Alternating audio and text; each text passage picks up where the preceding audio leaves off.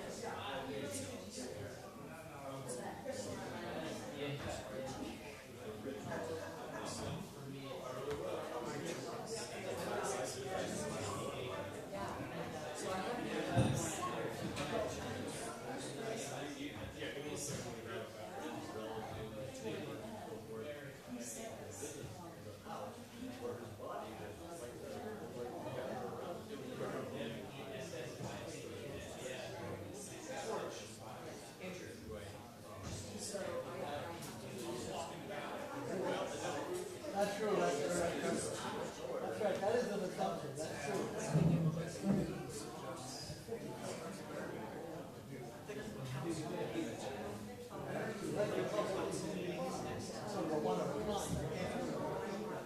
We're getting off the date.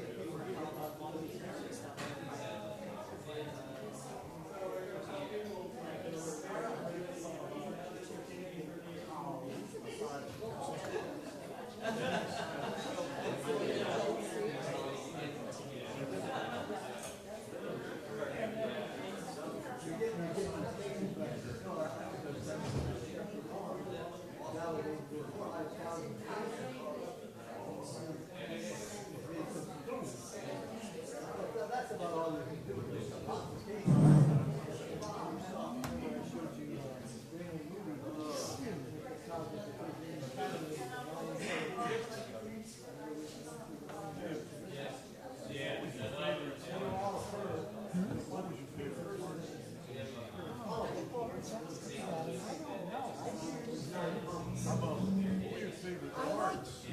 My favorite section, I like Southwest Virginia, but I'm biased because I grew up in the DC area. Just generally I like that. I had a spiritual experience on the 19th. I was hiking Long Trail. Yeah. Long Trail.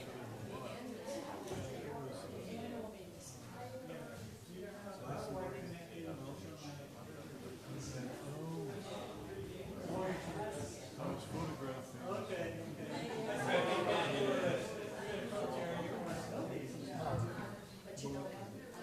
Oh, I've only had that in there. But walking back from the shore.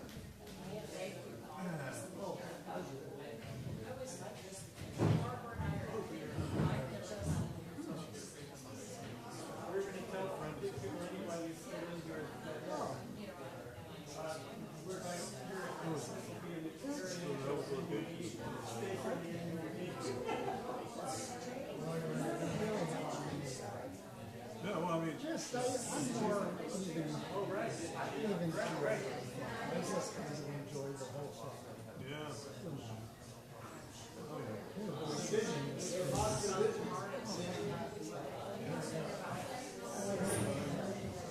yeah. Yeah.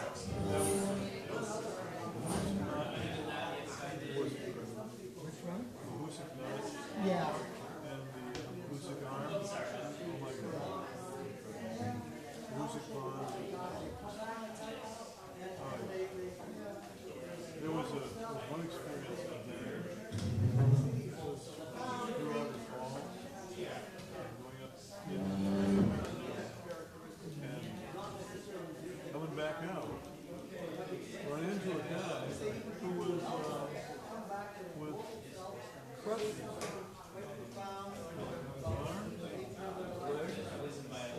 Several holes in it. I forget what it was. But talking to my buddy and I were really proud. We're in the 40s. We're hiking the Appalachian Trail. They are Where'd you start? maybe an extreme way. Today? That's a wonderful. We're basically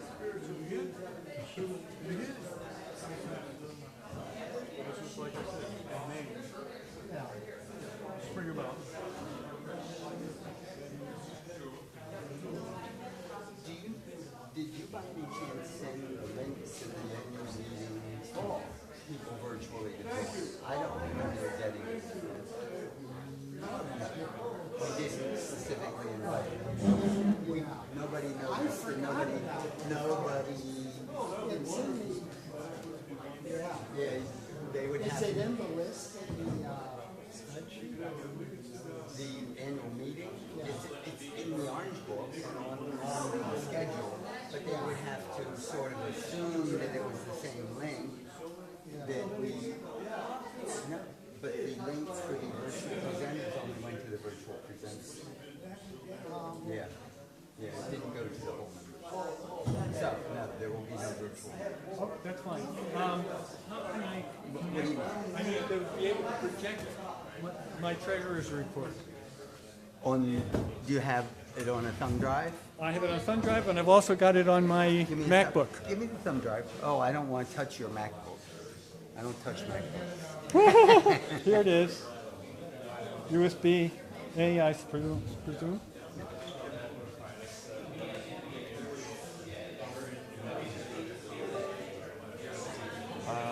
What's it called? Okay, it's in here.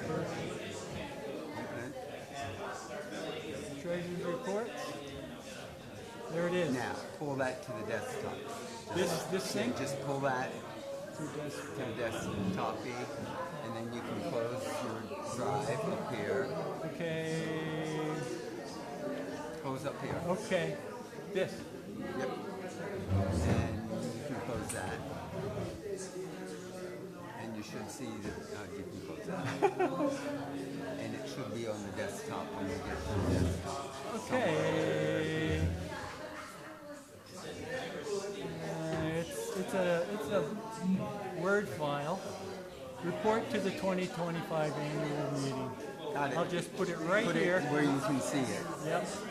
And actually, go ahead and open it and you can see if it shows up. It's showing. Yeah, we got Okay. it. We're up there. And here's a microphone. Okay. Here's a microphone for you. I'll leave it off. And I'll actually put it on full screen, Yeah, and I will, me and Lisa. which is somewhere over the rainbow. Actually, up there. Oh, okay, there. Nope, nope, the other way around. That's There it full is. screen. Okay. That is.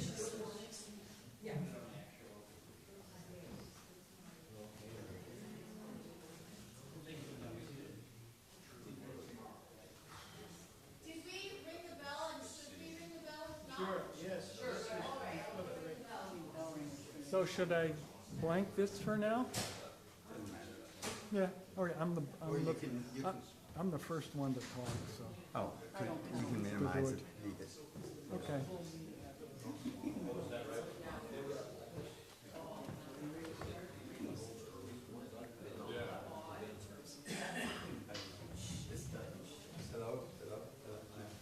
It's almost out of battery anyway, Okay. so we'll just, Oops. Just. if they need to.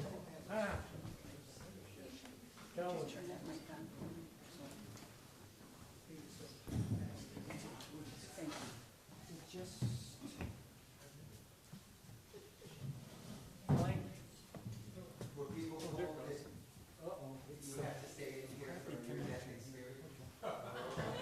Yes. That was my joke.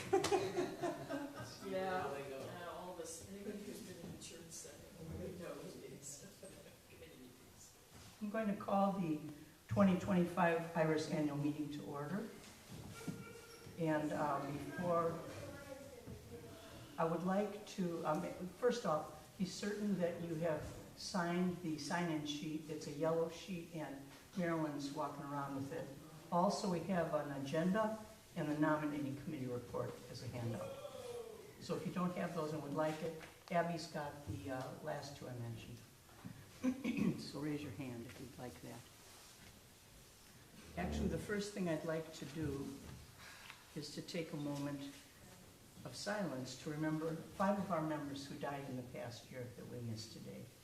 They are John Albright, Roger Brown, Carl Peters, Holmes Ralston, and Michael Roos. So let's join in a moment of silence.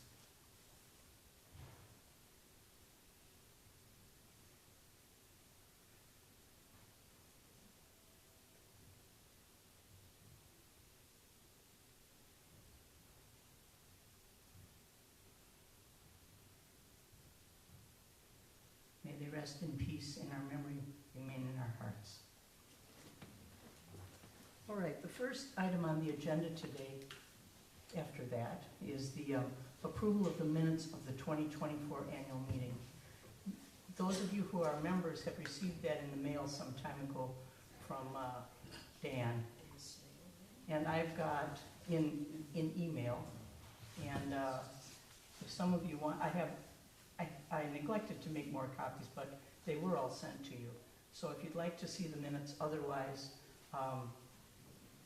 I would entertain a motion to approve the minutes of the 2024 annual meeting. So moved. So I'll second. I have a motion and a second to approve the minutes of last year's meeting. Is there any discussion? Then let's vote. All in favor, say aye. Aye. Those opposed? The motion passes.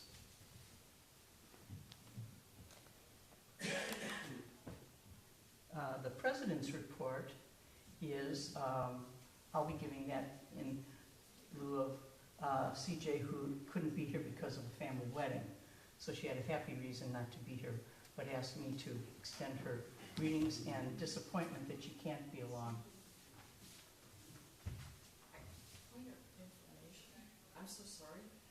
You know, we talked about the treasurer's report. Is there a report that's included in this email that shows us what our income and our expenditures are instead of just what the, We can ask the treasurer during the treasurer's report. okay, thank you. All right.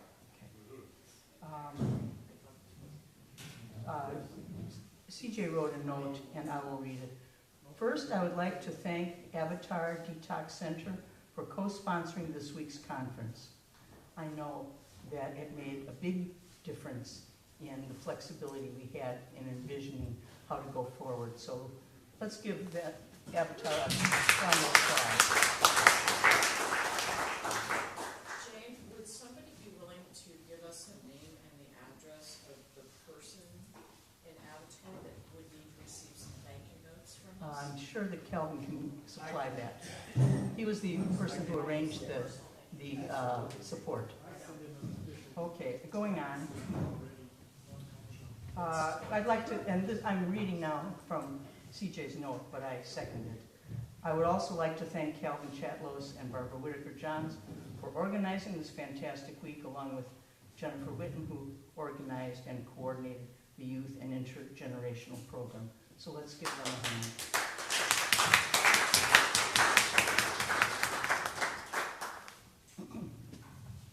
Next. CJ writes, I'm pleased to announce some exciting news. The council has approved a new vice president position, Diversity and Intergenerational Integration, DII. This person will support the youth program and the STAR Diversity Initiative with room for growth and responsibility as this VP sees fit. I've suggested Jennifer Witten to take on this role. The council will vote on this appointment right after this meeting. So that's a big move and a big change. Jennifer's going to say more about that new position. The the full council approved going forward with that. And so now the vote at our council meeting will be to confirm that following this meeting. But I'm just going to say a little squeak about it. I think it's an important change, which signals and highlights our commitment to diversity and to diversity in many ways, including intergenerational diversity.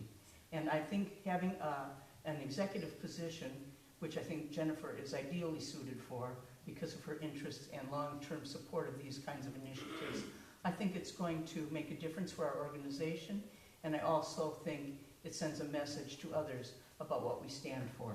So I'm really happy with this move personally, and the council fully supports it. Okay, now we're going to go to the various vice president reports. Well, you're not a vice president, No. Dave. First, the treasurer's report, followed by the secretary, and then the vice presidents. I need to sit down.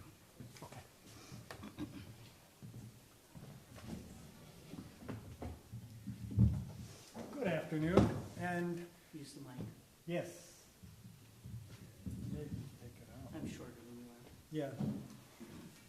What I prepared is show, now, the conference is always our biggest expenditure, and as of now, I don't know what it's going to be. I have not received the bill from the island yet, which is will be the room and board for all the speakers and such that we are paying for. So in a few weeks, I could send a detailed report about that, but I don't know what it is now. Do you have last year's? Yeah, I have the, I show what we spent last year. Hold the mic up to your mouth. Yes, the first number table shows where we stood at the beginning of last year and the beginning of this year as a comparison. The TIAA funds were lower at the start of this year because last year I needed to withdraw $20,000 to pay for the deficit in our conference. But you can see that the market did quite well, and we recovered a large part of that. And we ended up with a $27,000 in cash on hand because of a lot of donations last year. We did really well on donations. One was because of Mark's Cooperidge's initial donation of $10,000 for John Teskey, and a lot of other people contributed to that as well. So we did quite well there. Prepaid expense is mainly that we use a program called Wild Apricots for our kind of our internet, where we keep track members and so on, and we pay, and we pay them every 2 years to save money, and so it's allocated over over the years. Interesting, in addition to our stock and bond funds that we've had for a long time in the TIAA funds, this year I also opened up a money market fund where we could stash all this excess cash, including the $20,000 that Calvin got for us, and we're making a fairly nice chunk of interest on that in the meantime, rather than just sitting in the checking account and getting nothing for it.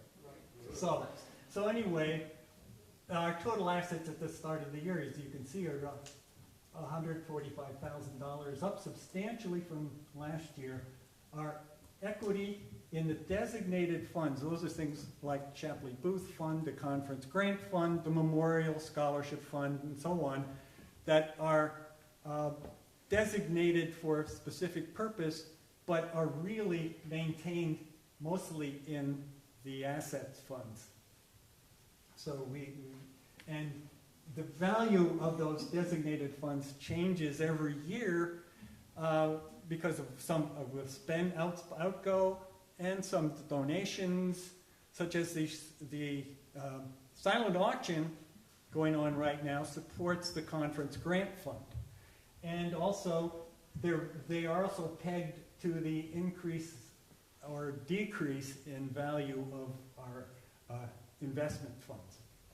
So, but they're up for the year. Our unrestricted funds amounted to $44,000. Our total equity then, of course, matches our total assets above that.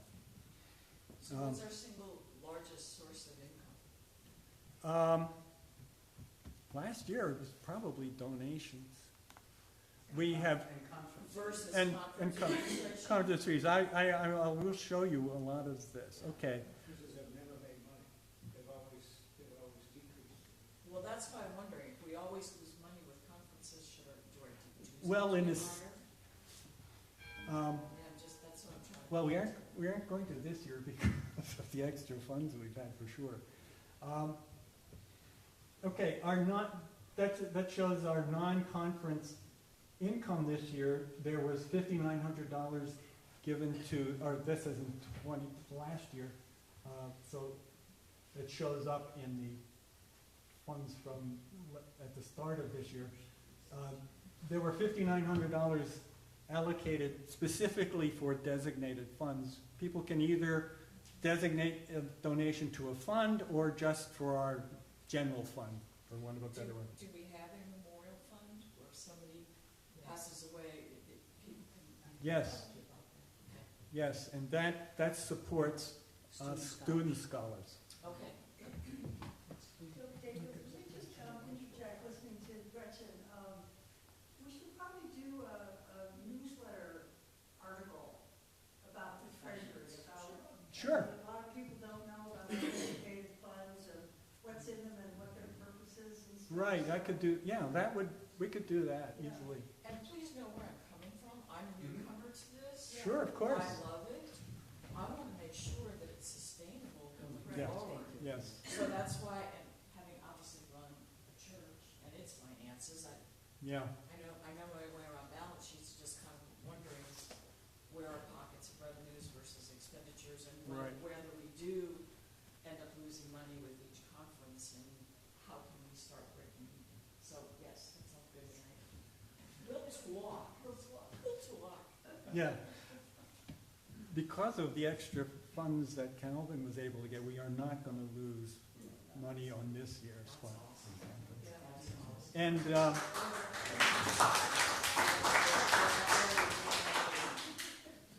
another, we don't know the exact amount, but it should be fairly substantial, is Roger Brown in his estate is leaving a substantial portion of it to IRAS.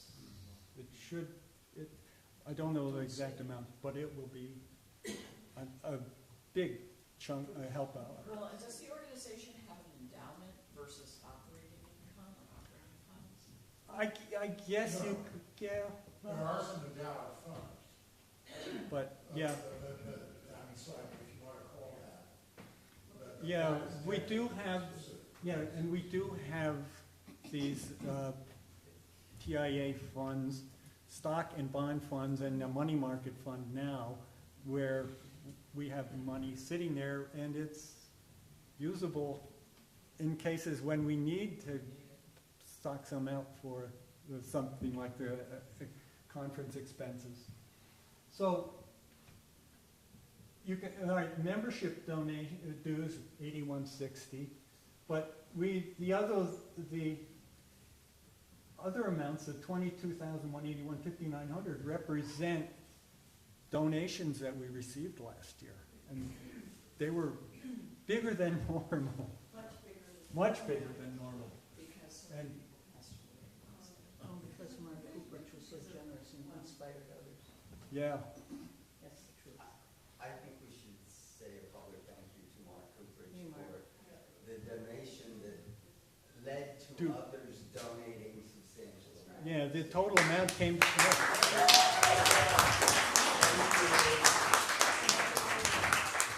the total of that came to nearly $20,000.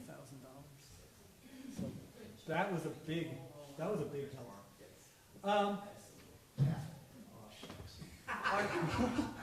Our non-conference, I got a lot of these numbers for last year, right off our 990, which I had to file last month. So our administrative expenses, that's all kinds of odds and ends, that the council does. We spent, $550 on our internet, the website, and so forth. Zygon subscriptions for the first time were 0. Yay! Yay! I kept that up just because of that. Normally it was running around $3,000. So, Should Arthur explain why? And I will do it at the reception. Perfect, okay. with adult beverages. And our webinar series cost $1,005. That's, we pay a certain amount to the island, to a Star Island Corporation for supporting providing the support for that. We use their system. And also, we have a person who handles all our website things and, like, for instance, gets the files from each one of the webinars and puts it up on posts it on our website. And she is, Jennifer, Jennifer negotiated this, an extremely good rate from this person who is quite good at what she does.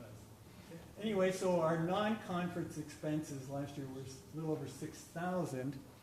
And here is our conference income. Our, total registrations were just under $19,000, split up as you can see. And we had $750 that came from the Isles of Shoals Association UU, who actually run the gift shop. And so they make donations, to a lot of the conferences, including us. So spend money in the gift shop. Oh, yeah. Jennifer Witten requests, and so do I, that the name on your spreadsheets change from children's to youth programming. Yes, okay. Yeah, I should have remembered that. David, on their conference income individual donations, does that include or not include the money that's collected for the social hour? No. What that is some of the people who made donations, rather than giving it to general fund or to one of the designated funds, explicitly stated this is in support of the conference. So, that's another option that they took. So, and the $10,800 designated fund payments, that's money essentially transferred from one of the other of the designated funds in support of student scholars, other speakers, and so Chapley Booth, and so on, that essentially reduces the amount that comes out of the general fund. We maintain those as separate items. So the conference expenses, as you can see, came to just under $50,000 for the two parts of the program, and there we go. So the net cost of the conference to the general fund was $17,936. So that's what we had to withdraw. Yes, but with all the donations we've had in the past year, we're going to be substantially ahead this year, and have money left over. And have we ever thought about creating a prudent reserve fund? Like, in other words, when we have an excess, we intentionally try to save. Marion, what would? So, actually, 2 years ago, this is the second year of a new model for funding the conferences that we're trying out, and that is to tell the conference chairs, figure out how much money the organization can afford to give toward the conference. Tell the conference chairs, this is what you've got. This is, you can spend it any way, if you want to get God to come and talk and pay him $20,000, that's your choice. And then there are certain conference expenses that are outside of the chair's control, like the children youth program, weekend, so forth. So last year was our first year of trying that. We went way over the $20,000 that had been allocated because it was a real learning experience and so forth. But and this year, because Calvin got this incredible grant, it's sort of so next year will be interesting to see. It'll be another real test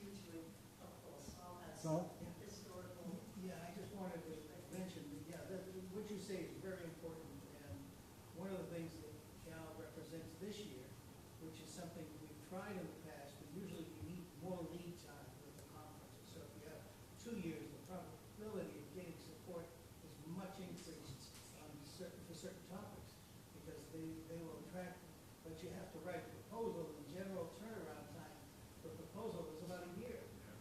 More. So if you don't have a 2-year process, the probability is very slim that someone like you, Cal, could come along and actually have the connections to have some outside source support this because of its importance to the work you do. So I'm proposing that at least the council consider the idea that all conferences should consider outside support, with the idea that there needs to be some committee that supports the development of those proposals.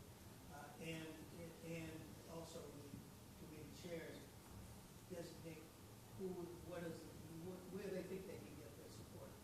And then another group, ideally in the council, should be in charge of writing letters. These days, writing letters of this kind with AI, and then putting it into a good form is going to be much simpler. So I think it could work. Something else to consider, though, is that for a number of years, the stock market has done very well. So even with redrawing funds to support the conference, the value of those equities has remained high. So now, if the stock market tanks, that'll be another situation. But for now, I think we're in pretty good shape. Hi, yeah. Hi. Is there any budget put aside to actually promote and market the conference, hoping that there'll be more people that sign up and therefore you would get more, revenue from it? Is there any thought on that? There isn't really a line item or anything in the budget It's not for lack of interest, but a number of the approaches we've taken in trying to get a higher profile have not been successful. And it was done with volunteer work. And once an ad was put in a religious news line, and that money that was donated. But we haven't had much success in getting a response. And we've tried a lot of different approaches, and from posters and postcards and mailing departments relevant in universities of the different topic. And Zygon has been a good source, actually. We get an ad in Zygon every year, and people read that, and a number of our members have come through that. But as far as having a line item, we don't know what to do with it right now, if we did. Would it be worth trying to consult with someone that has a lot of experience with running conferences and marketing them, and maybe get some suggestions for what might work? That could really raise the profile of this whole organization. Or around social media as well? Yeah, social media would be another one. IG, Facebook. There's a lot of professional people that know how to do that stuff. Yeah. That's where the masses are. Absolutely. Go on. We'll also get younger people. I'm essentially It would done. be really helpful, I think. Well, we welcome you to join a committee.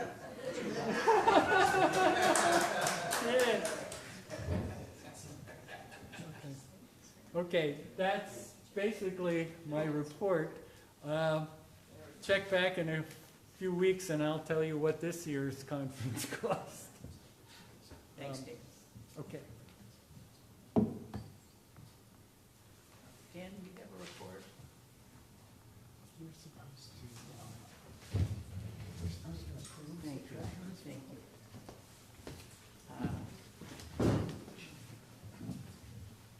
May I have a motion to approve the treasurer's report? Gretchen, and second, Saul. All those in favor signify by saying aye. Aye. Opposed? The report is approved. Oops. And thanks to Dave for his, I'd like to thank Dave for his work as treasurer, and also Marion for being captain and helping us sail these rough waters with Finance Committee. Dan, do you want to say something? Yeah. This is our our secretary, Dan Solomon. Hold it up close. Yeah, and actually in my extra role as membership coordinator, I'm just reporting, we now have 171 members. Last year it was 161. The previous year was 180, so because last year we increased the dues, so we did lose a little, but we're getting back up. Seriously, we lost people because the dues went to only No, I think, we also had members who signed on because it was a cheap way to get Saigon. And And now that's. Yeah, that was the bigger members who reason. never, Right. didn't come to the conferences. Anything else, right? Go on, Dan. Yeah, okay, and then one other thing, actually the biggest project I'm working on, long-term, but I've finally been making progress, is updating our governance manual, which our dear friend Marge Davis had been managing for years and years. And I'm bringing it up to date, putting it online with links. Jane's been helping me do that, and it's kind of a slow process, but I'm hoping to have that done later this year. Thank you.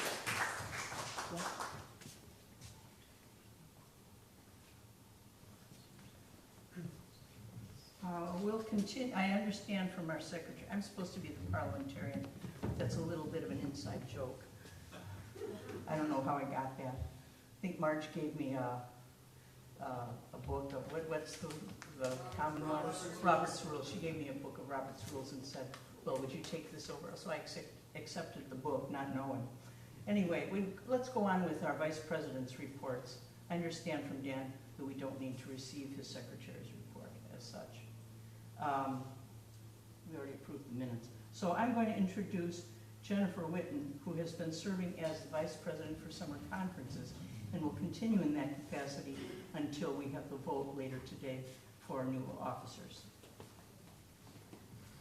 Thank you, James. I'm just going to put this here.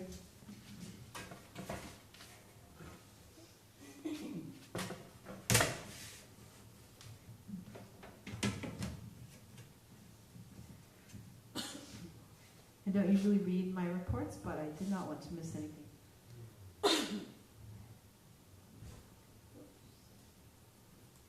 Okay. This year's ideas for conference proposals included several for which the potential organizers would be available in future years, as well as the one we selected for 2026.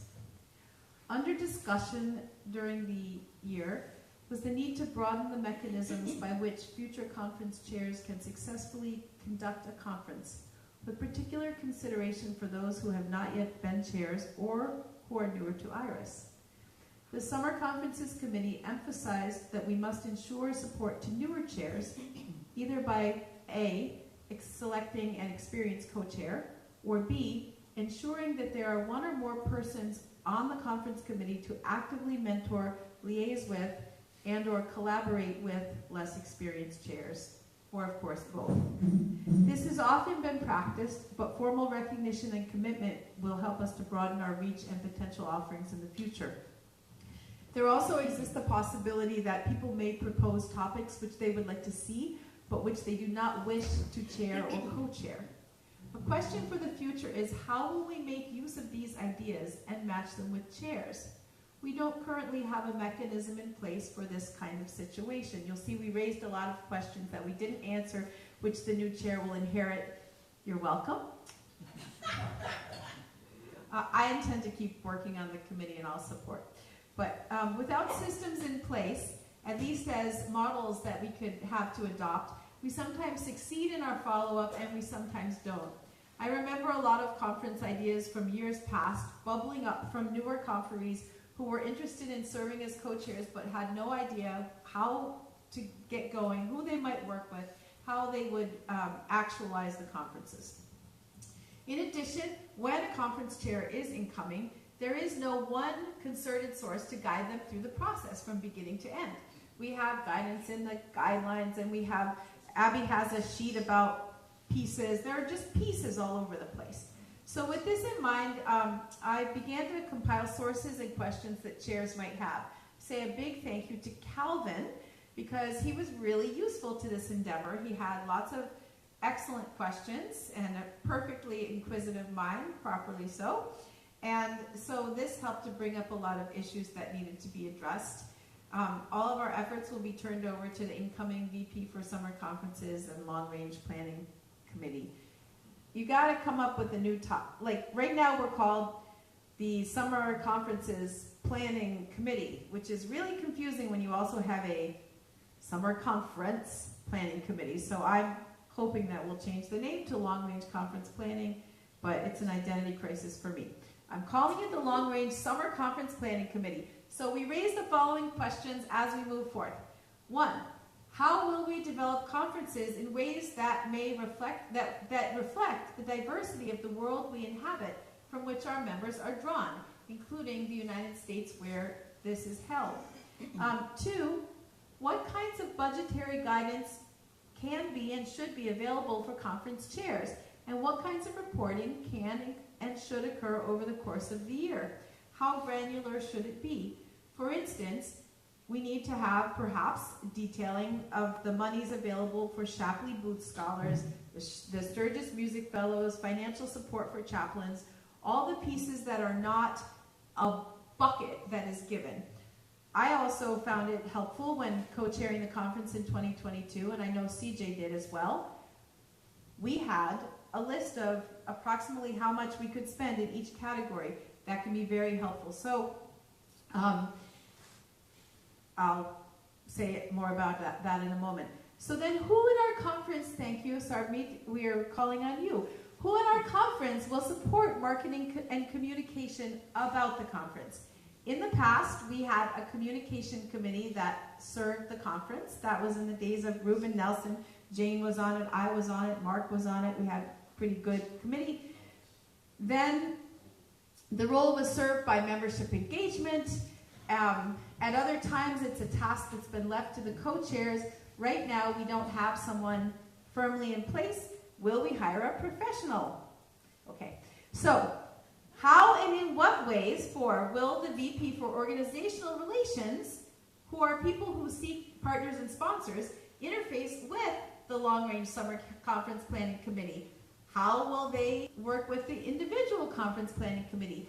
We don't really have clear guidance on this. So this brings up 2 overarching questions, which is 1, other than bringing in ideas for our future conferences and finding people to do them and proposals, what is the role of the Long-Range Summer Conference Planning Committee? How are we going to make use of this? Because it could be broader and more connected to other committees. And the ultimate question, what are the relationships between the different committees and the different VP committees within our organization? So these are questions that came up this year that haven't been answered, and I'm really happy to hand over questions to you, next person. But I love the questions, and I think they could be very fruitful. And that is my report. Thank you for listening. And if you are having a nap, I support that too, because it's been a long week. I think we should give Jennifer a hand for the leadership she has shown in conference planning. Thank you. Next, I'm going to call on Marilyn Bryan to talk about ways that she's engaging our membership.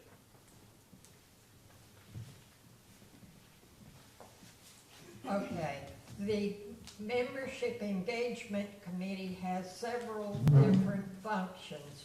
I'll start with ones who are here. Carol Orm Johnson is the newsletter editor and has put out excellent newsletters. That's going well.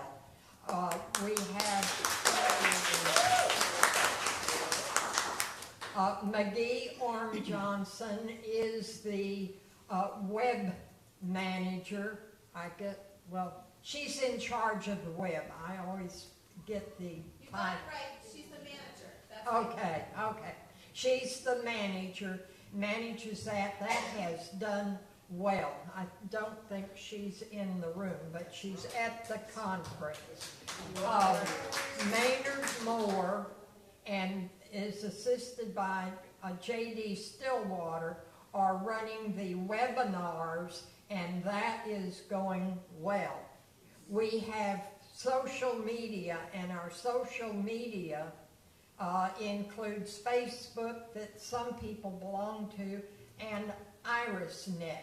Now, historically, IRASnet used to be a discussion list, and we'd have long discussions. It has morphed into, and Facebook are both primarily bulletin boards at the moment. If anyone would like to start a discussion, a conversation, you're welcome to. Whether or not you'll get a response and it'll continue, I don't know. But right now, and if anybody is not getting IRASnet, please check with me. You should be on the IRASnet list if you are an IRAS member. Now, you may have the incorrect email address. You may have email turned off. There's a problem if you aren't getting that. The last thing that we have on the membership engagement is a book club. We have had difficulties with book club with trying to find a time that was acceptable to most people. And in checking through that, we finally realized most of us were retired. The evenings were all taken up with things, one day or the other. And we have been meeting late afternoon, which may be a viable thing for people who are working before they leave their work site and go home and engage with family activities. So and the book is usually posted about a month before the meeting with the time and the date. If any of you are interested in input on the book club, please let one of us know. The real active members have been Dave Klotz, Dan Solomon, Marjorie Dixon, and Paul Carr. We lost Roger Brown, and Maynard's not here, and Connie's not here. So those are the ones of us who've been participating. Yes? So I finally found us on Facebook, and it's a little disturbing that one of the more recent posts is the 2018 call for papers. and the top one looks like a posting from 2021. On Facebook? Yeah, I mean, I looked up Institute, there's nothing for IRAS. When I did a search, nothing came up. I plugged in Institute of Religion in the Age of Science, and the last posting was from July 4th of 2021. So do we have a web, is somebody managing this? Abby is the one that has posted more than anyone on Facebook. I don't use Facebook. There's a group, But and the last posts were April 16 and April 2nd. They were made by Abby Fuller and Paul Carr. no, I've checked it since then.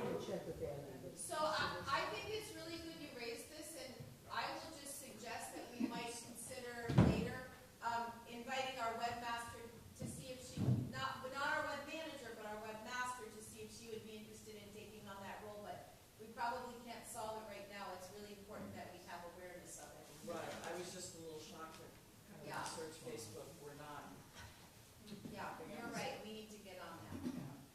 Yes. One comment, just as an example from the Center for Process Studies, we've struggled in advertising for years and years.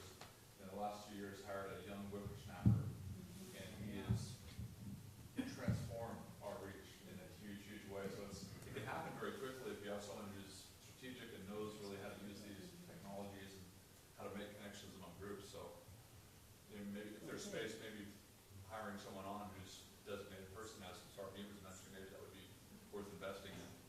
All right, one thing about Facebook, though, it is not open to the public. You have to be an IRAS member and request. Well, that's not. We need a Well, but who's going to monitor what's up there? We had to, I think we can figure that out. okay. Anyway, that's my report. Figure that out. Thank you, Marilyn. Yeah.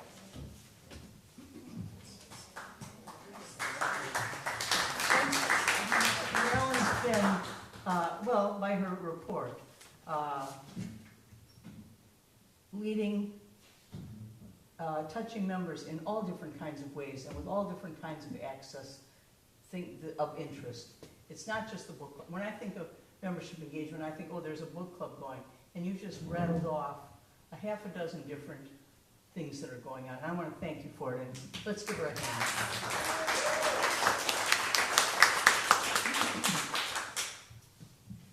Two of our vice presidents weren't able to come to the island.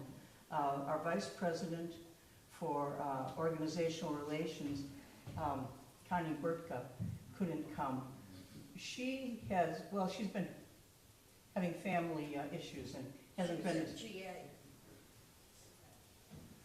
Well, that she's not on the island is because she's a GA, but I'm saying in the last year, she's had a lot of illness in her family and different medical issues. And so some of the visions that she's had, she hasn't been able to put into practice. But as historically and continuing, IRAS does have a relationship with AAR and AAAS. And I know that AAAS is meeting in Boston in November, and Brandon Ambrosino is going to be representing IRAS and welcomes other people to do the same with him. And Sal, did you want to say something? Yeah, I just wanted to emphasize that in the past we had a card or something that for the people who can't come and who are active and can't be here because of illness or whatever, that we've sent them a card or greeting. All of us who know that person, like in Connie's case, I would know her, I'll be delighted. But do we have any cards going out this year? And if it can be posted at a desk out here, we can all sign in at our convenience. We haven't done that this year, and that we still can't because the week's not over. But It requires somebody to coordinate it, just to do it. Yeah. Come with the cards Lisa and- Solomon did it for quite a number of years, Yep.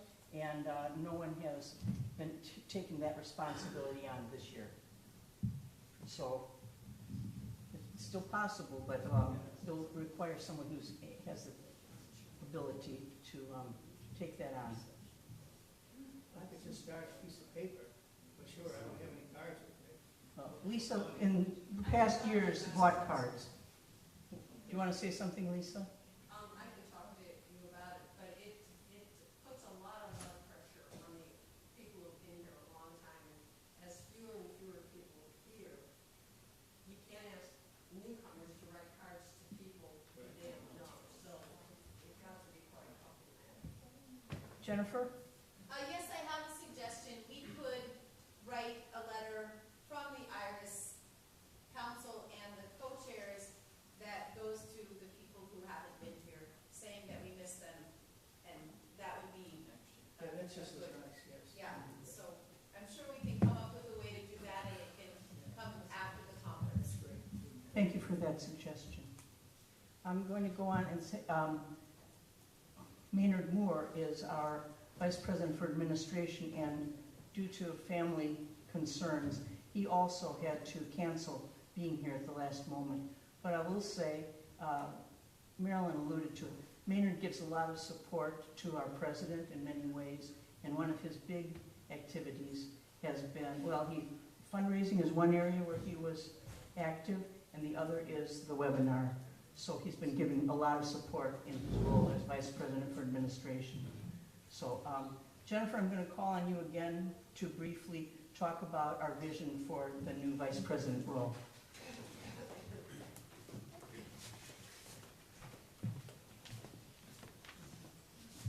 Thank you. So when was it that we initially reorganized our council after this last Silver Bay conference? Was that in 2010? What year was that? 14. 2014. So in 2014, around those years, we had a communication and cultures working group. We had working groups, they were not called committees. And we looked specifically at how will we improve our communication and the culture of IRAS. And we made a big whiteboard, and there were a lot of people working on this, and we did it at a council meeting, and we did it ongoing. And we said, what are all the kinds of diversity and what kinds of voices are being heard and not heard? And there were men and women, and now there would be men and women and gender fluid or non-binary, right? We've progressed since then. And we talked about different ethnicities, different religions, different classes, different ages. We went through all of it. And then our efforts to move forward to that, we have tried through the years, but there's a lot more that we can do to bring forth the vision that was held up then. We have values and things that diversity, we cherish diversity. Raise your hand if you cherish diversity, if you are in this room and you cherish diversity, okay? So we do, but we don't enact it. So the goal of the mission of this role is to look at ways that we can enact upholding the diversity within our members and beyond our current members and broaden our reach. And that includes people new to the conference who might not have other ways to, they might not feel connected yet. How can we help them connect? And people who are maybe from places that don't have any dialogue like this, so that's like a double newness. And our generations. As mentioned before, I know that we have a budget line item that says youth program. Last year, I think our adult budget was $49,000, and our youth budget was $10,000, and our youth made up at least 1/4 of our population. So it's not really about youth, it's about all of us as a community and all of us as a whole. So we'll be looking at and we're moving forward on initiatives and really think of us as, if you could volunteer, if you're interested in this, come be part of a think tank again and help integrate with all the other committees to make really a conference that's going to be viable in the future. We want this organization to move forward, and we need to bring in the population that will contribute in that way. So that's the basics. Thank you. And the word that Star Island is using is focusing on welcoming. Yes, welcoming. And Star Island is using the phrase DEI. Now there was also a DEI initiative at Star that we'll be connecting with. Anyway, this is brand new, and whoever comes on board at the beginning can help to shape it. Thanks. Thank you.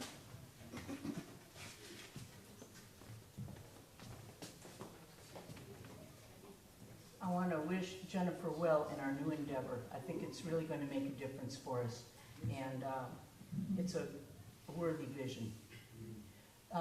Abby, can you say what's going on with the nominating committee and offer our nominating report? Certainly.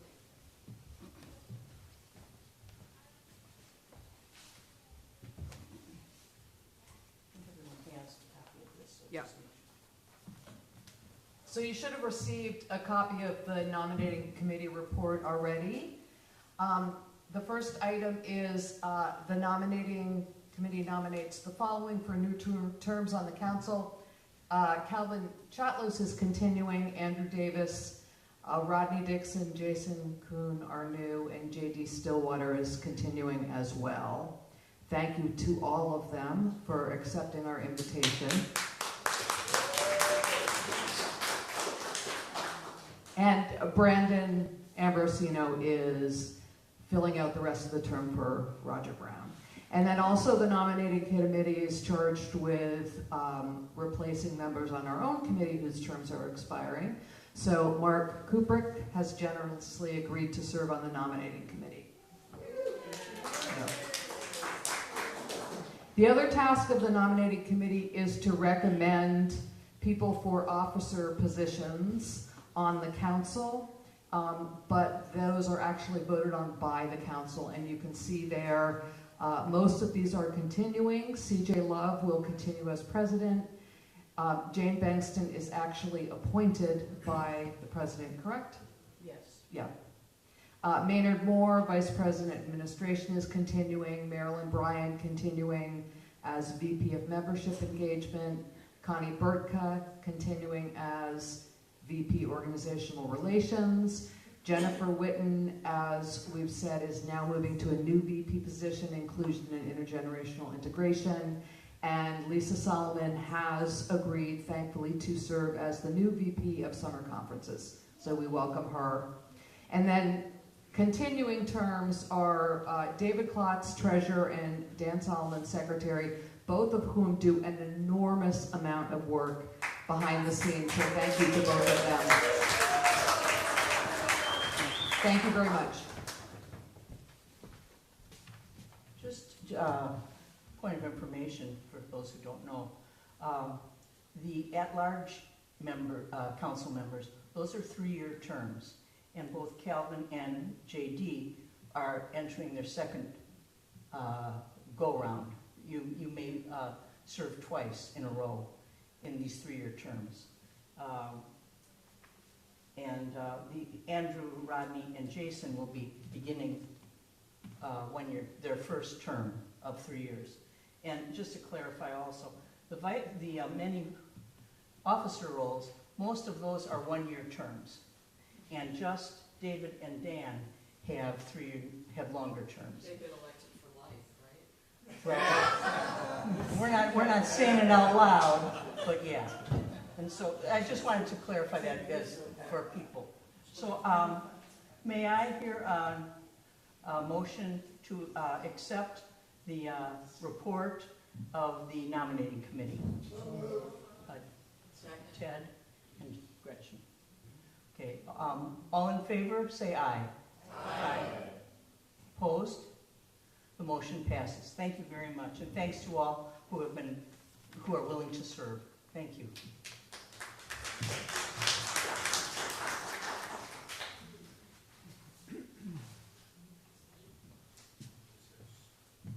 Now, in a little bit of a schedule anomaly, Jennifer is going to be.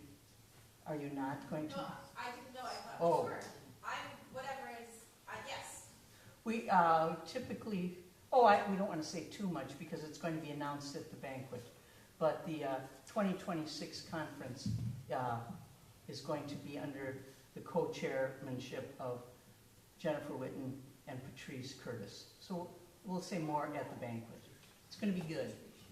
All right, and does anyone have anything more they'd like to say?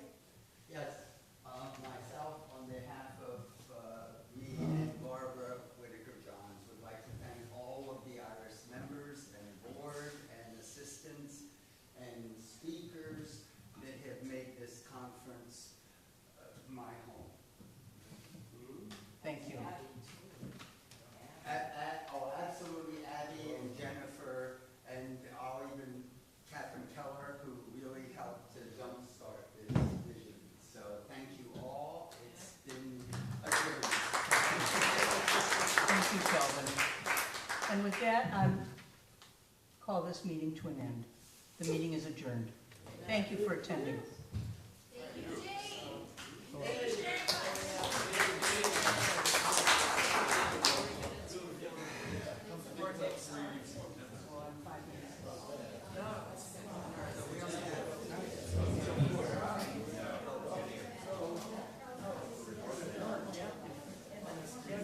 very much.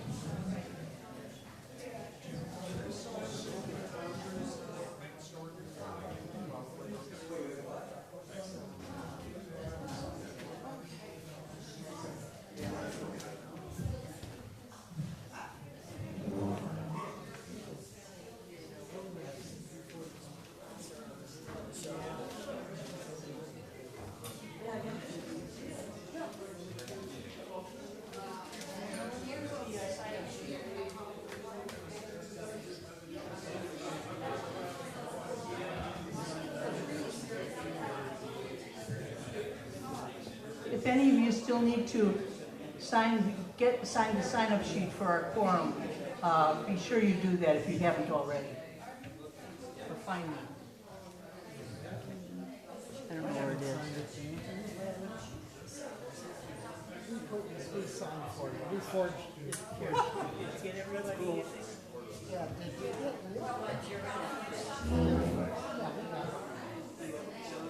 Yeah.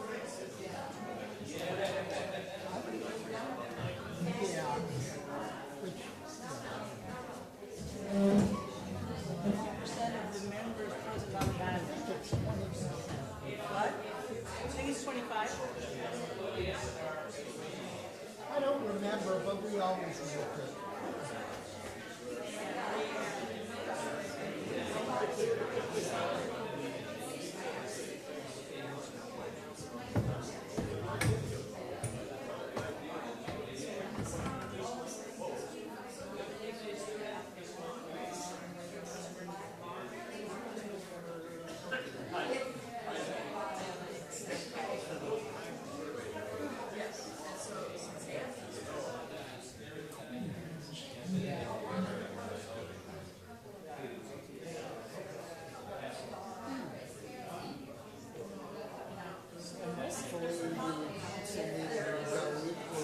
Smoothly.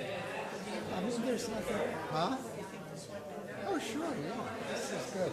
I don't think there's much to do with the council. No, it's we elect the officers, And because the, and I think that was it, right? Yeah. well, in years past, we've had to argue about the conference. Conference, I know, that's great that we have that, so. Thanks to CJ for calling a meeting. Yeah, and if there's any, And there was even given permission for Jennifer to tweak it, and I called her as I'm about to do the banquet program, any tweaks.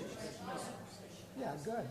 So when I, yeah, that reminds me, hopefully she can send me her report. I started putting links to the reports and CJ's were short enough, I just put it, I put the text. So yeah, I mean, I'd be back. I did fill in my survey. Oh, And Mark just did his, so it's wonderful. Which, okay, it's this one. Just this one, I'm gonna move to the desktop, that's just that one? Yeah. Let me close. Can you find where it is? So I can put it, Metacrisis here. It's right in the center. Okay? Right there.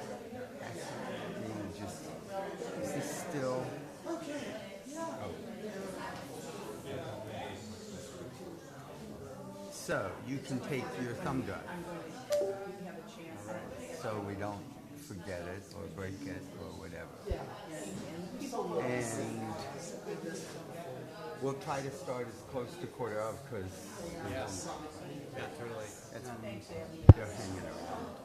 We'll just see. Can I go ahead We're and good? load up? Yes. This is off for now. I'll briefly introduce you, and then you introduce yourself the rest of them. And then, so is this different on the PC? So to play it, you pick slideshow? You either that or the slideshow. No, that should just open it up. If you just double click on this there now, and you get to see Okay, there. and then to You get advance to it, see what do I do? just this, Just up and down, forward and back, forward, there. So you get to see the next slide on your screen. Yeah. And that's it. Okay. And you're good to go. Sometimes we have. Okay, cool. This year we go. I forgot, you're part of the Eudaimonia Institute. Yeah. I love that. Did you hear the talk? I guess it was JD, did you see JD Stillwater's talk? Sure. I showed my, I was at the meeting. I'll watch it. Watch it. Yeah. surprise to all of us. He was so good. We already had a. Okay, okay.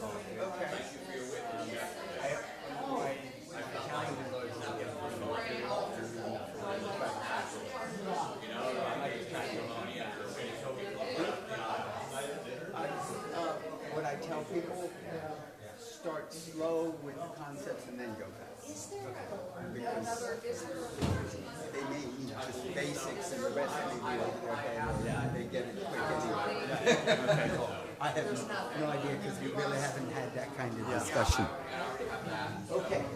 Yeah, because, so he's gonna show me around town because the bus isn't until 1 o'clock.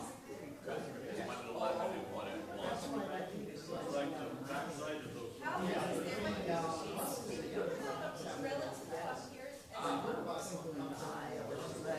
And it's not a problem having two. Well, thank you. Yeah, I mean, it'll be fine. I put off seeing Portsmouth because he said, well, why don't we spend, he suggested, so. This way I don't set up the bus station.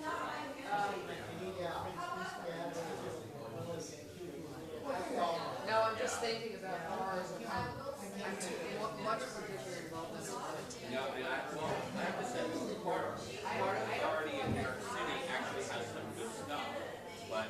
But I can start it and send it to Steve and send it to us. I can do a very rough draft.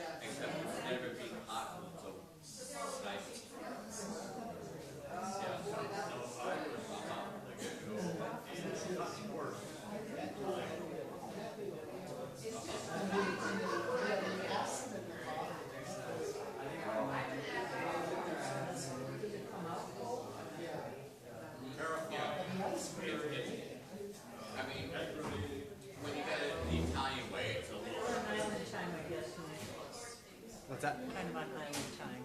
Oh, yeah. Oh, wow, you're all dressed up for us. I'm sorry I'm going to be dressed for this. I wear a shirt with a collar.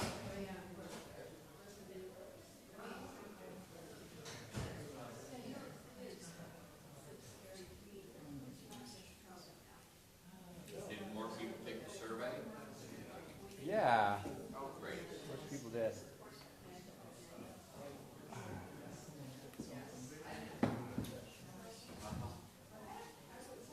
I was on my diet when I get home.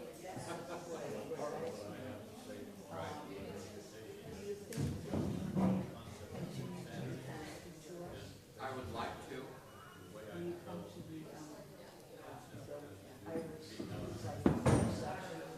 Oh, yes. No, that would be lovely. And in fact, I mean, I'd be happy to see your chaplain again, or just let me know. All right. Oh, they're cool. Well, thanks. So when I did the study, they told me that they would send me information to my email on where my answers stood in relation to, and I never got that email.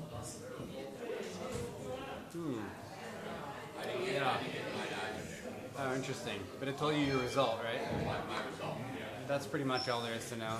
Yeah. So. Oh, I thought there was a whole report. So disappointed. I mean, all that. Yeah. Hopefully, I'll go through it right now. So. Is this guy on? I will turn it on. Oh, okay. We need to raise this for somebody that's taller than me.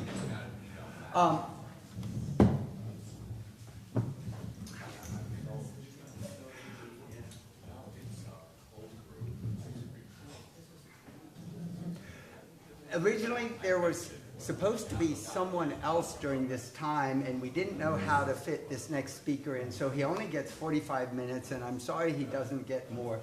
Nicholas Headland, first of all, when I wrote the paper for Zygon in anticipation of the conference and we were looking for commentaries, Nicholas was one of the persons, I think Arthur knew him, and if you haven't read his commentary, read his commentary.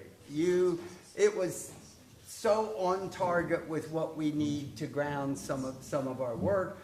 I will let you tell people where you're working. However, he is a worldview focused person, and he's going to explain what that is. But after I saw his commentary, I read one of his papers, and he has been working on a worldview assessment. He'll tell you what that means, and I just thought it was brilliant. So I thought we should bring it here. How many of you filled out the survey? Can we okay, so we'll see what we look like. Nicholas Headland.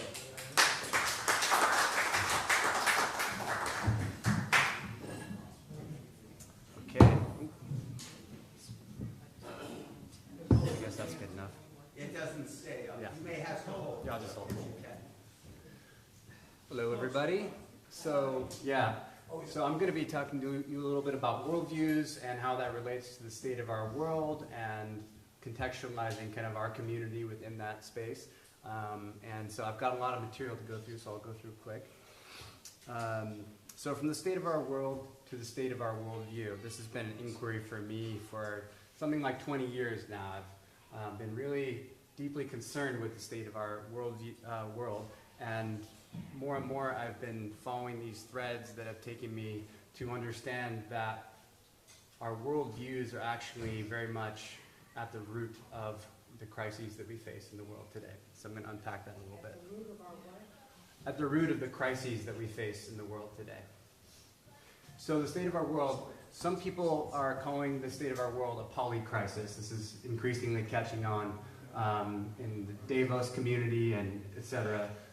People are understanding that the many crises that we face, including the ecological crisis, climate change, biodiversity loss, planetary overshoot, these kinds of things, the technological crisis, AI, synthetic biology, the political and economic crisis, an ethical crisis of inequality and oppression, and also an existential crisis that includes mental health epidemics, opioid crises, things like that. And then an epistemic crisis. Our culture seems to be breaking down in terms of our epistemics, polarization, a post-truth world. Facts don't seem to, there are alternative facts now. So the inside of the polycrisis, these crises that are developing simultaneously are deeply interrelated. They're feeding back onto each other, and they're best understood as a one complex entanglement that's more than the sum of its parts. So that's an advance. But in 2015, I was meditating on this notion of the polycrisis, and I felt like we need something, there's something deeper here. There's something that could be potentially a more powerful frame for understanding the state of our world. And that was when I came up with this notion of the meta-crisis. So the meta-crisis is this notion that behind and beyond the polycrisis, there's a deeper ethical, epistemic, and spiritual rupture. There's a breakdown in our shared meaning and truth, a crisis of sense-making, a crisis of orientation and identity, and ultimately, all that can be summarized as a crisis in our worldview, that our worldviews that undergird our social systems and technologies are inadequate in this time. So you could also say it's a crisis of ontology, how we understand reality. And also the meta-crisis points to this notion that when at a critical point of structural instability, drawing on dynamical systems theory, when systems start to break down, and as I believe we're experiencing now on many levels across the polycrisis, it opens up into this bifurcation moment or a phase shift in which there's a deep sensitivity to initial conditions, So any action can be very powerful. So we're in this, what's called a time between worlds, this awkward moment in between worlds where the old world of modernity is dying, and where we have yet to really step into this new world. So this is a diagram that I created to sort of map how I'm thinking about the meta-crisis.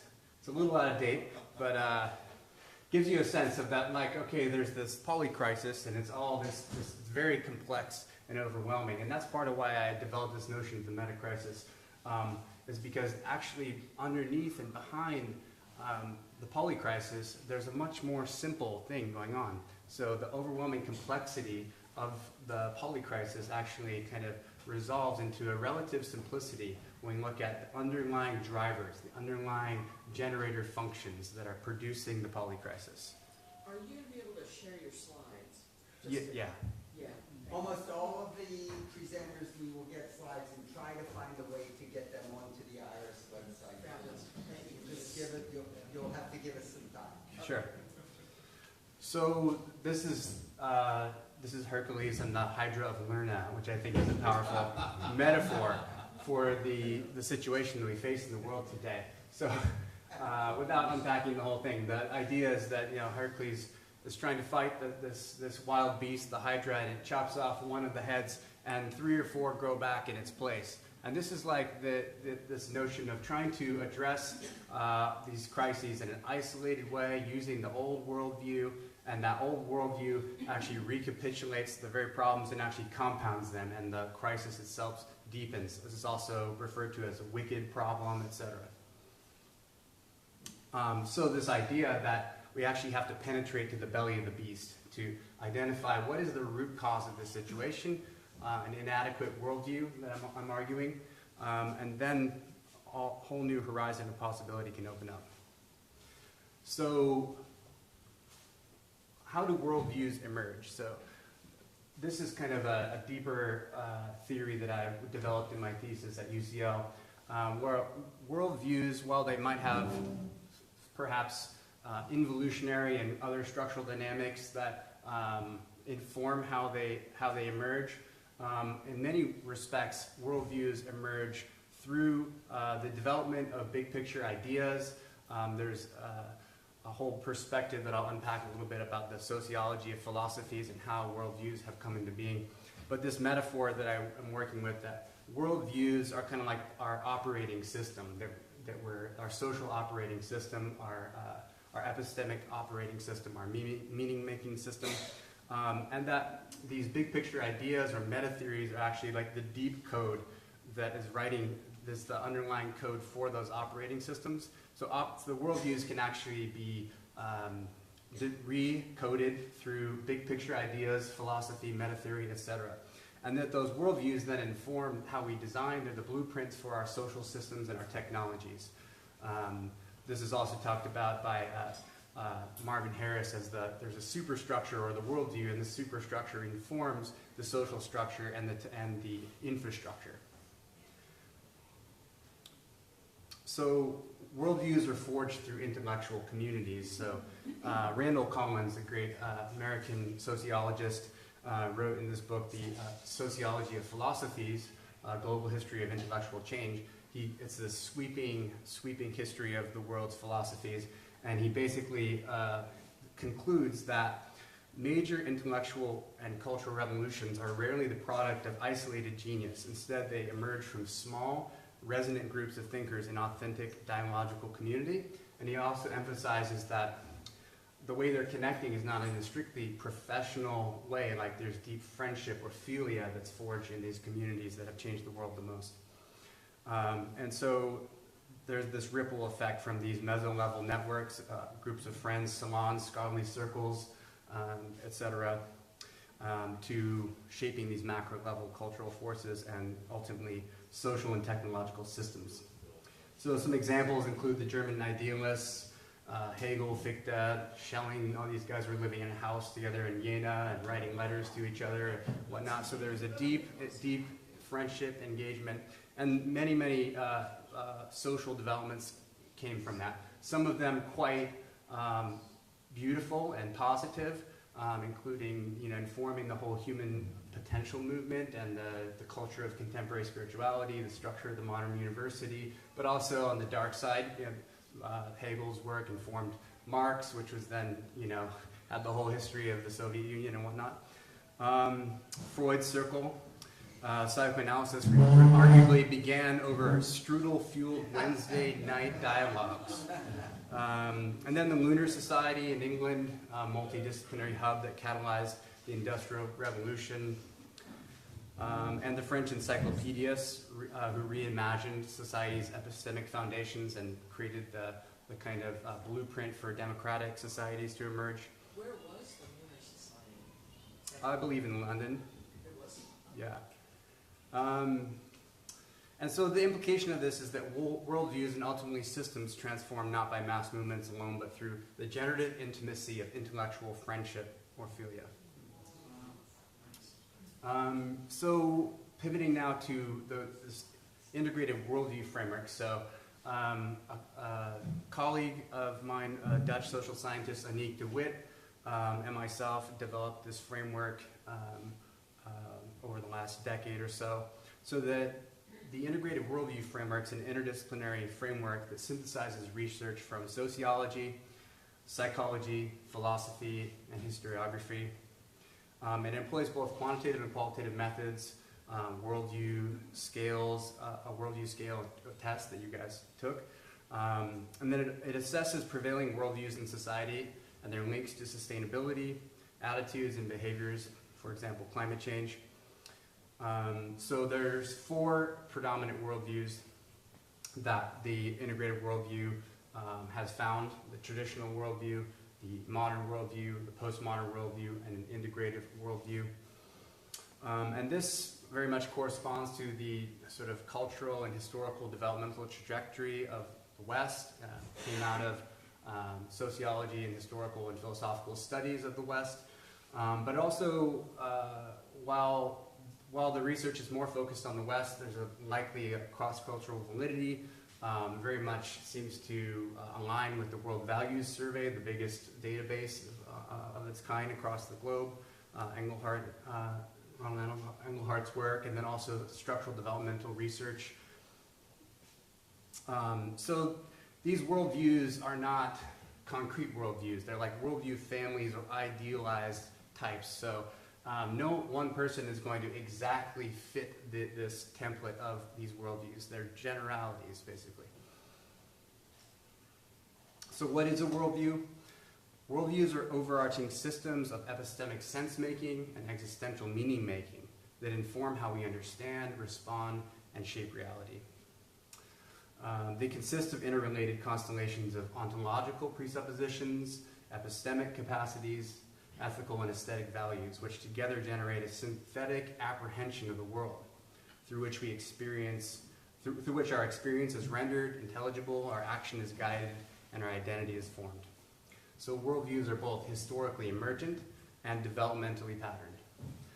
They're shaped by culture, context, and consciousness, and they serve as deep structures that scaffold sense-making, again, coordinate agency, and mediate the relationship between self, society, and the cosmos. So worldviews, as they were formulated, and there's other ways that theorists formulate exactly what consists of worldview, but in the IWF, we say that a worldview consists of an ontology, or what is real, an epistemology, how do we know, an axiology, what is of value ethically and aesthetically, an anthropology, a philosophical anthropology, an image of what the human is, an identity, and a social vision, a societal vision of what is a good society, how society ought to be. So this, just to underscore this, I'll read this quote from Richard Tarnas. He says, "Our worldview is not simply the way we look at the world. It reaches inward to constitute our innermost being and outward to constitute the world. It mirrors, but also reinforces, and even forges the structures, armorings, and possibilities of our interior life. It deeply configures our psychic and somatic experience, the patterns of our sensing, knowing, and interacting with the world. No less potently our worldview, our beliefs and theories, our maps, our metaphors, our myths, our interpretive assumptions constitute our outer reality, shaping and working the world's malleable potentials in 1,000 ways of subtly reciprocal interaction. Worldviews create worlds. So again, these are the 4 worldviews. So I'm going to break them down. So the traditional worldview has an ontology that could be described as a religious or metaphysical monism. It sees reality as singular and fundamentally transcendent. The universe is purposively constructed as a purposively constructed whole. God created the universe out of nothing. Transcendent God creator is separate from a profane or mundane world. There's a quality of dualism. Nature as an embodiment of a meaningful imposed order or God's creation. The epistemology of the traditional worldview could be described as a kind of naive realism, emphasis on concrete literal interpretations of religious doctrine, or a literalism or a dogmatism. Religious conventional authority is deferred to as the authority, scripture, divine revelation, tradition, etc. There's an implicit methodology that's or substantive rationality, as Habermas would call it. The axiology, they emphasize traditional values of security, tradition, conformity, obedience, humility. There's an emphasis on community, family, and potentially a pre-conventional morality, or conventional morality could also be argued there. Anthropology, so the vision of the human is that humanity is in this managerial relationship or role in relation to nature. The prime purposes are determined by a larger order and social forces, and human beings are seen as sinful or fallen from grace, generally. It's dependent on religious or metaphysical authorities for salvation, and the identity structure tends to be ethnocentric. The sphere of care and compassion tends to be ethnocentric, one's family or one's direct community. And then the societal vision, traditional societies, the emphasis is on subsistence farming, traditional and religious authorities and values as sources of solutions to societal and environmental problems. So the modern worldview, the ontology is more of a secular materialism. Reality is seen as singular and immanent. There's a mechanistic universe brought about by random selection. Material reality is itself devoid of meaning, intentionality, consciousness. Also a sense of dualism, but of a more eminent nature. A sense of disenchantment. Nature as instrumental, something to be exploited and controlled and unpredicted. Devoid of intrinsic meaning and purpose, and a resource for exploitation. The epistemology could be characterized as positivist. The emphasis is on reality as an objectively knowable field. Empiricism, reductionism, scientism. There's a sense of secular authority, the authority of science or the state. Qualitative methods or quantitative methods are emphasized, and there's a kind of methodological monism. This is the scientific method, etc. And the emphasis is on procedural rationality, a transparent sense of how do we know something. That should be a democratic process. The axiology could be characterized as a rational, secular, materialist set of values. Power, achievement, hedonism, stimulation. The emphasis is on independent individuality. And the anthropology here is seen as humanity, like the image of Prometheus, in a relation of control over nature. We've stolen the fire from the gods. We can understand the laws of nature. Our prime purposes are material and hedonistic in nature. The human being is self-optimizing, independent being, homo economist, etc. And here the identity and the sphere of care and concern has expanded to a sociocentric level now. And the societal vision, industrial societies, the emphasis is on mechanized modes of production, industrial or conventional agriculture. There's a philosophy often of technological optimism and a kind of the faith being sublated into this vision of technology solving all our problems. Science and technology are seen as solutions to societal and environmental problems. So moving to the postmodern worldview, the ontology is post-materialist. Reality is seen as pluralistic, perspectival, constructed, multiple cosmogonies. Cosmogony itself is seen as a social construct. Reality is discontinuous and contested. Meaning is a social construct. There's a kind of anti-essentialism, and nature is constructed through a plurality of cultural values, meanings, and interests. The epistemology could be characterized as social constructivist. Reality is social constructed. Knowledge is socially constructed. Pluralism, relativism, an internalization of authority to emphasizing the individual and a plurality of modes, moral, and emotional, intuitive, and artistic. The emphasis is on qualitative methods or methodological pluralism. And the axiology here could be characterized around self-expression, a sense of post-materialist values, an openness to change, self-direction. The emphasis really here is on the uniqueness of the individual. The anthropology here, so the vision of the human is seen as one in which humanity is in a cautious relationship with nature. Often the sciences of complexity are pointed to point to the fragility of nature. Prime purposes are found within, they're intrinsic.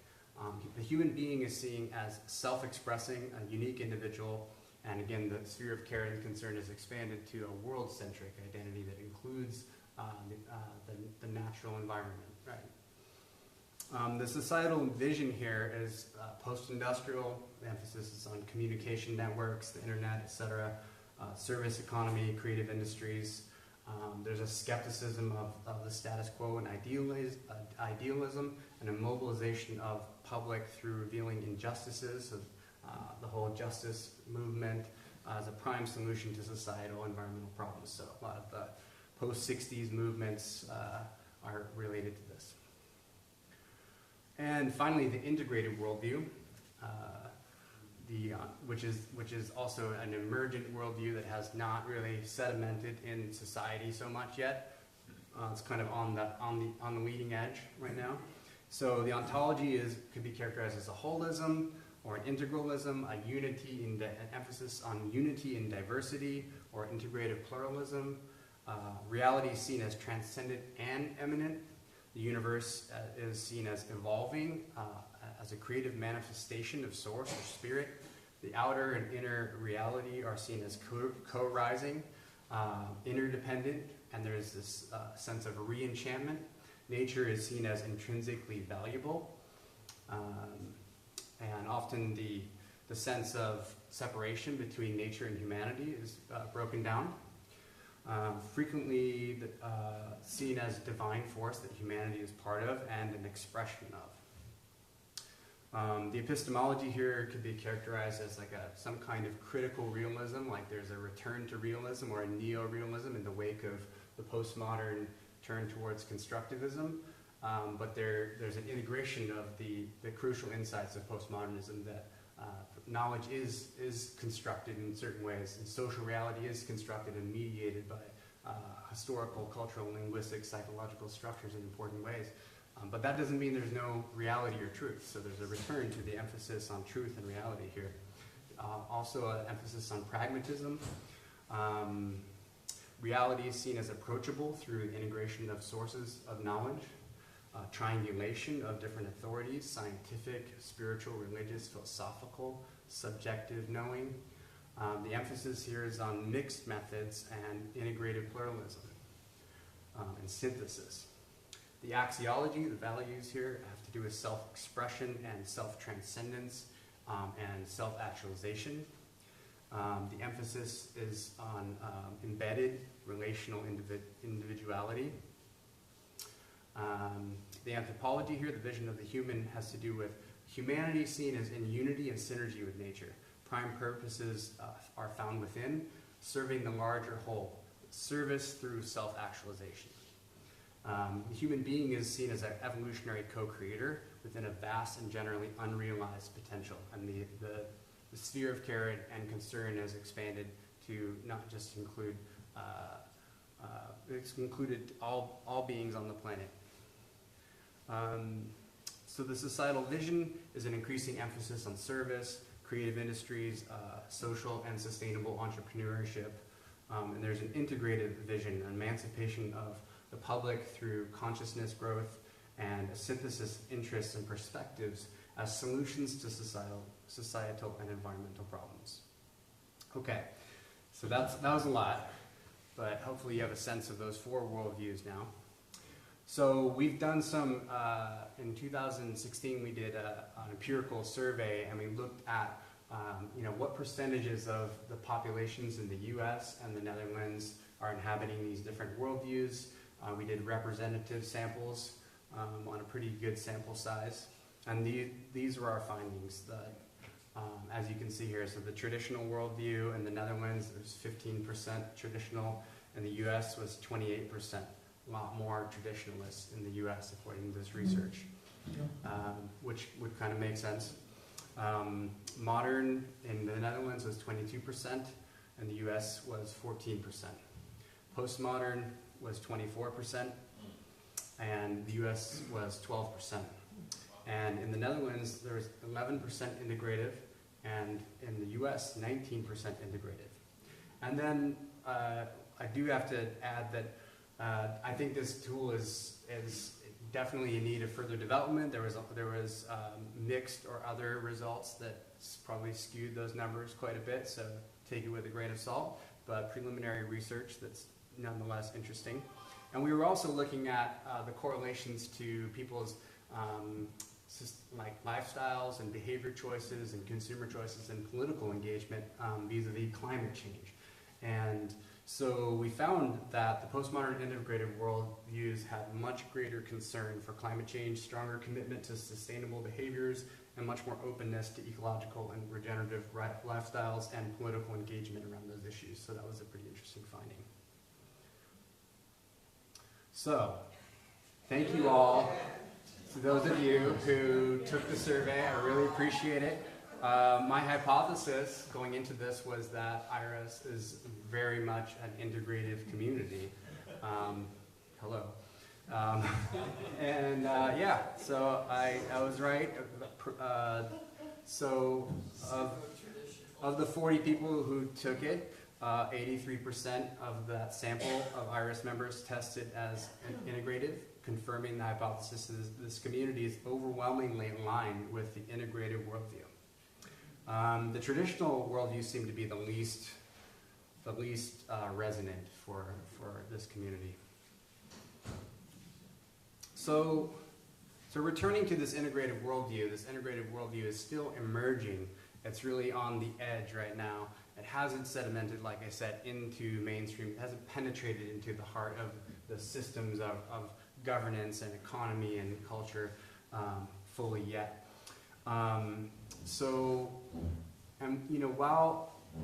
While we haven't fully captured this emergence in global surveys, this integrative worldview has been theorized by a number of philosophers, psychologists. There's a robust evidence for it in developmental psychology, that there are these emergent worldviews that come after the systemic or postmodern worldview. And it's increasingly gaining recognition through this kind of research that we're doing with the IWF. There was recently an amazing study called the Cultural Complexity Index that was coding texts from throughout history, and it found something very similar to this. So the argument that I'm making here is that the integrative worldview can be understood as an emerging attractor in the interior domains of culture and consciousness. And if skillfully cultivated in this critical time of meta-crisis and planetary phase shift, that it could steer the trajectory of our planetary evolution towards a flourishing, life-affirming future or a eudaimonistic society. Now, in that moment of phase shift, there is also competing attractors, some of which could be characterized as things like neo-fascism, authoritarianism, and those are very seductive and powerful attractors that you can see are already competing in this space. Collins also talks about this thing called the law of small numbers, in which at any time in his study of the history of ideas, there was only 3 to 6 major ideas that were kind of competing on the world stage at any time. And generally one of them wins and maintains a kind of hegemony in the culture. So that's how I'm seeing the integrated worldview, as it's an emerging attractor, and it's kind of up to people like us, communities like us, to continue to forge the substance of what that worldview is. It's not just lying around out there. It's something that these conversations, our scholarship, our thinking, our embodiment is actually forging. So it offers this unified ontology of interbeing that can bridge. That's very much the integrative impulse, to integrate these different fields: philosophy, science, religion, theology, while embracing complexity across disciplines. So I see IRAS as a harbinger of this integrated worldview. It's been around a long time, and it was probably an early exemplar of this integrated worldview in practice. One possible unique niche that I see in IRAS is its unique ability to combine rational rigor with a deep openness to the spiritual depths of reality, which you don't find too often in the world. And so this process of beginning to approach the unseen world, and much of which is seen by the modern and worldviews, postmodern worldviews, as taboo and woo-woo and these kinds of things, and going, no, hey, let's look at these things with rational rigor and see what we can learn about them, and see which aspects of these traditional approaches might be totally valid and substantiated through scientific methods, and some of which might not, might be falsified. So I think IRAS is well positioned to establish more mainstream legitimacy for subtle and spiritual dimensions of reality, such as the soul. I'm very inspired by Calvin's framework of spirituality and his proposal to develop, for us to collectively develop a soul studies and go deeper with that, and a unified science of spiritual experience. These are very powerful visions that I think the world needs. So just to conclude, I feel like this is our Kairos moment. The integrative worldview hasn't really taken root in the mainstream zeitgeist, but the meta-crisis is changing everything. Everything's breaking down, and that's creating these fissures, and these blossoms can break through the cracks. So we may be few, but history shows that small groups, when grounded in truth, spirit, and community, move the world. So let us continue to be such a group, one that helps to midwife not only a new worldview, but a new world. So now is the time. The sacred reality itself is summoning our integrative worldview to rise, to address the root causes of the meta-crisis. This is the Kairos moment. It's our time to shine, the dawn of the integrative age. So with that, I'd love to leave you with a question.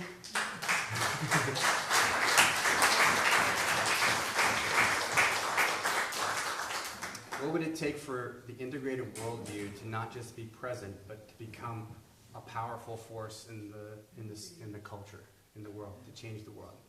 And where do you see yourself, and where do you see IRAS in helping bring that power into the world at this pivotal moment?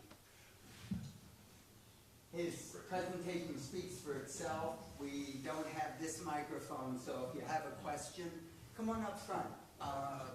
Or speak super loud so people that are watching can hear. I'll let you field them and see where it takes us. Yeah, thank you, Nicholas. Just a confirmation of everything you're doing, as we've been discussing. But to everybody else too, I think what he's talking about holds a tremendous amount of potential. Go off. Yes, we need to do that. Sorry. Yeah. Just to say, what he's just laid out for us is a tidbit of a much larger discussion, certainly that's going on with a tremendous amount of energy and potential behind it. I could easily see in a few years an IRAS conference that would be something like integral worldviews combating the meta-crisis or existential risk. And that topic right now, just in the interweb spaces is tremendous. Process philosophy, from my angle, has been a part of it. If you look at a lot of the integral books, Whitehead, Teilhard's work are seen as intellectual sources of a more integral worldview. There's a whole Sunni series of years past in constructive postmodernism, as we've called it. And just to reference Griffin again, he has a wonderful book titled Whitehead's Radically Different Postmodern Philosophy, which is worth checking out if you'd like to. So just to say, I mean, maybe future collaborations, but I think getting some of the integral community involved in IRAS in the form of conferences or internet spaces, webinars, is a good direction for us to go. It would help us expand. And it's a lot of young folks as well, which I know is important to many of you. Thank you. I would also like to add something that hasn't been mentioned, is the psychedelics. I'm serious, the psychedelics in a responsible, spiritual, enhancing, opening direction, because that is going to take over big. Absolutely, and just to dovetail with your comment there, Andrew, like I see like all these communities that I see as integrative communities, and a lot of them don't know that they're integrative communities, or they don't have that frame or whatnot, but they're doing it, they're embodying it, and I think that's one of the great potentials of this moment too, is exactly as you said, linking up, joining forces, aligning, seeing how can we collaborate, how can we learn from each other.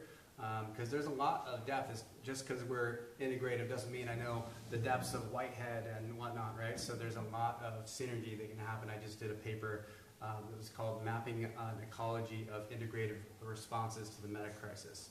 And there's a lot of communities out there. So if you're interested, let me know, and I'd be happy to help facilitate that. Yeah.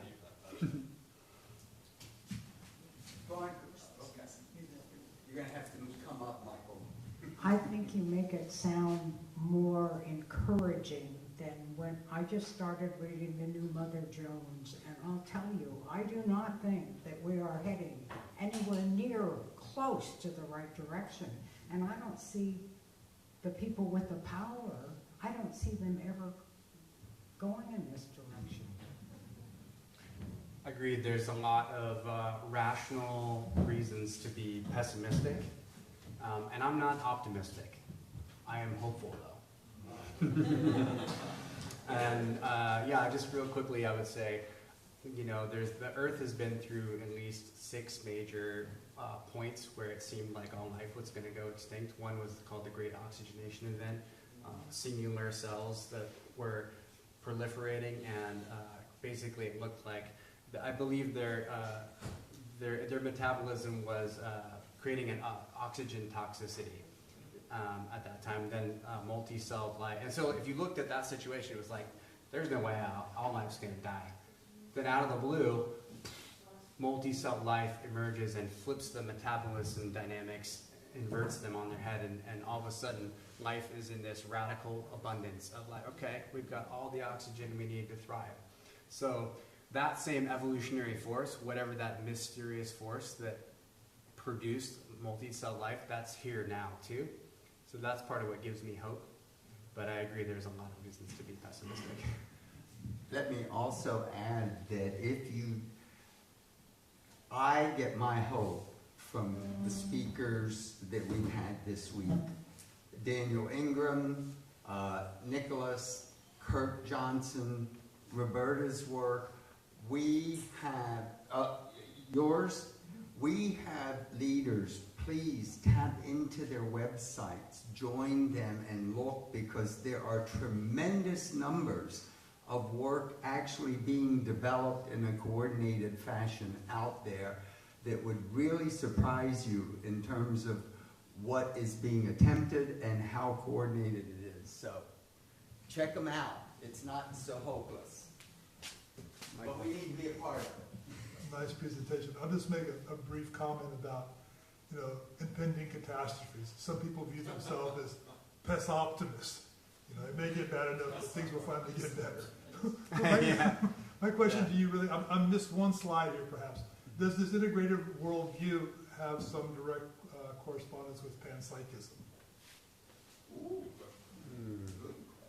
Yeah, I mean, I think in the view of reality that the ideal, typical view of reality that the integrated worldview offers. I wouldn't say that we found empirically that it's necessarily panpsychist, but I think it resonates with that kind of view a lot, and certainly various inflections of kind of breaking down the typical bifurcation of nature between humanity and nature, and the notion that consciousness extends beyond the typical kind of threshold as seen in the modern and postmodern worldview, something like that. So I would say panpsychism is one inflection of an integrated worldview.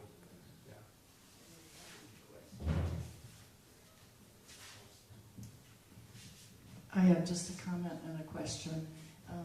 I've observed that toward the end I had this reaction not of optimism but of hope, and thinking about our focus this week on ourselves as embodied spiritual beings and tuning into our bodies. I was aware that little spark of hope, I had a real physical reaction to it, and I don't know whether it was sadness or oh, I'm not going to go there, resistance to hope, but there was some definite feeling around my heart that I just observed, but thank you. And my question was that I've been thinking in other contexts this week, thinking of the world in terms of worldview. Is there any reason or is there any subfield that explores a possible connection between one's native language and how that might shape worldview one way or another? That's a great question, and I think it's something that we need to research a lot more. I don't know enough to speak about that empirically, but intuitively it makes a lot of sense that just the structure of our languages really informs the structure of our worldview and consciousness and culture. But it would be a great question to look into more. One of the interpretations of why we got the mixed results too was because we were, looking across cultures, and the questions, how you interpret the questions is very much, relative to your culture and native language too.